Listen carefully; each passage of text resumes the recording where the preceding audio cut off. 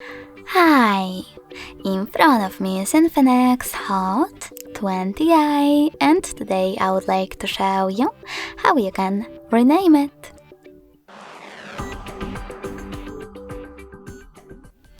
Firstly, just click on Settings. Now tap on My Phone section at the top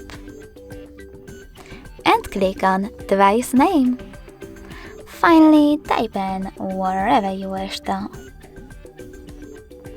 Then save your changes by clicking on OK in the pop-up. As you can see, after that, name of my smartphone has changed. Thanks so much for watching. If you enjoyed this video, leave a like, comment and subscribe. Bye!